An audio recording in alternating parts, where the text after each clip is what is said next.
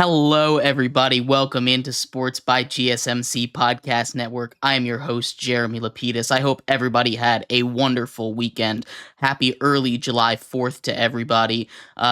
We had a lot to cover this weekend, mostly NBA. That's what we're going to be going over as the NBA free agency period officially started at 6 p.m. yesterday. We're going to go over all the major dominoes that including Chris Paul, Paul George being signed by the 76ers, the Thunder making moves, what the Clippers might do, as well as a trade that took place right before free agency with DeJounte Murray being sent over to the New Orleans Pelicans for a couple of players and picks. We'll break down all of the major NBA action today before we get back into some of the other sports that we'll cover for the rest of the week. But today is all about the NBA. And before we get into our main story, remember that if you would like to be an even bigger part of the show than you already are, all you need to do is go to GSMCPodcast.net. Leave a tip or donation with a message in it. That message should pop up on the bottom of the screen for you, me, and everybody else around the world to see. If you do have a burning question about sports, anything at all that you would like to ask, go ahead and throw chat. Go ahead and throw that in the comments. I will get to it as soon as I possibly can. I appreciate all of you guys for sticking around, talking some sports with me here on a beautiful Monday afternoon.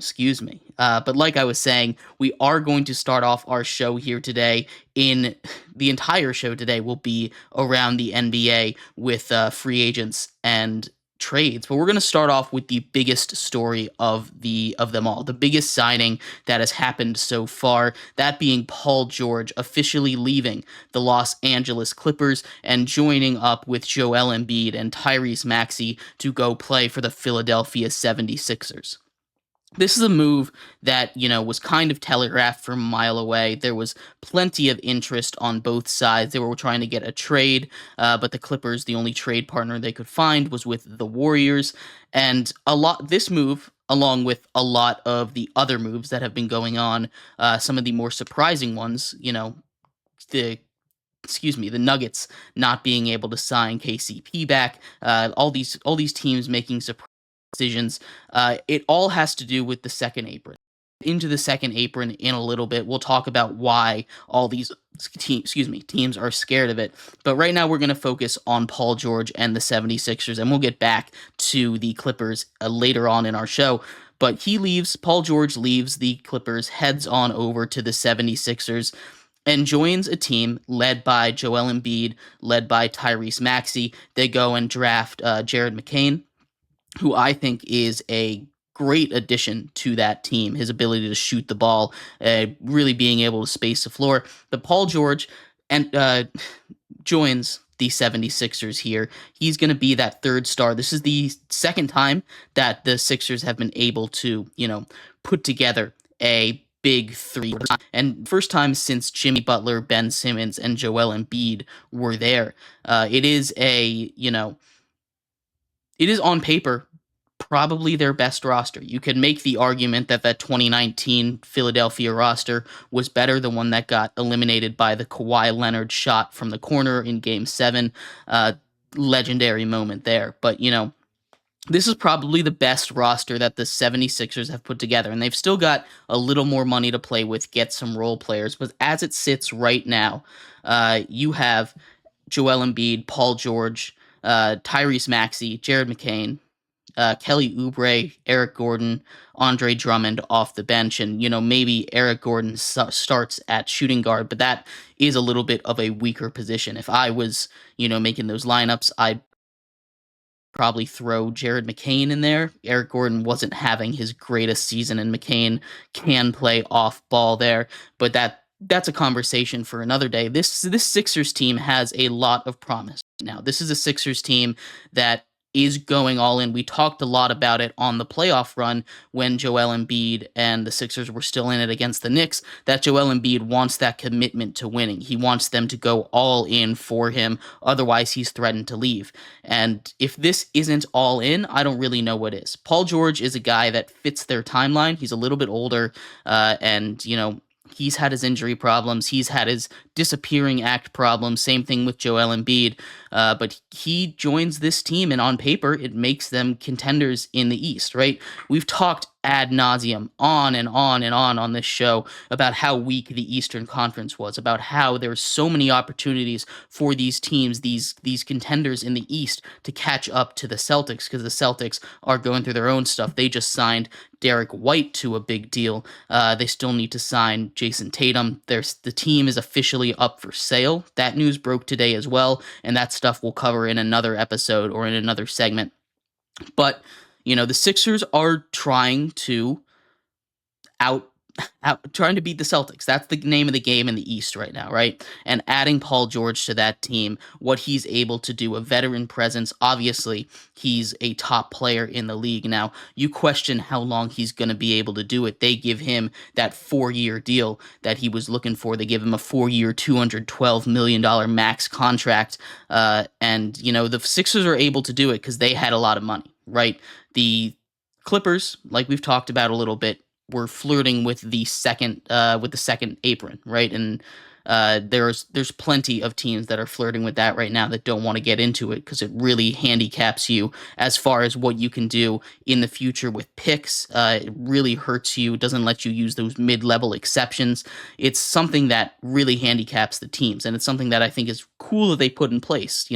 They let them have the luxury cap, but it's also stops the teams like the Clippers or the Warriors from spending and building that team that other teams just can't compete with because they're willing to throw more money at it than anybody else. So second apron in general is a good thing, but we're getting to see it in effect, especially so far this offseason, right? The Sixers had a lot of money. They were top 5 in the league as far as cap space. Now, a lot of that has gone away now that they spend $200 million each on Tyrese Maxey and Paul George. But they bring those guys in with the window they have with Joel Embiid, which, again, we don't know how long that's going to be. That is a window that could be incredibly short. That's a window that could end next season. We don't know what the injury kind of situation is. We don't know what his excitement level to stay in Philly is. He keeps, at least at the beginning of last season, he was talking about potentially getting out of there. But adding Paul George to the 76ers is huge for them.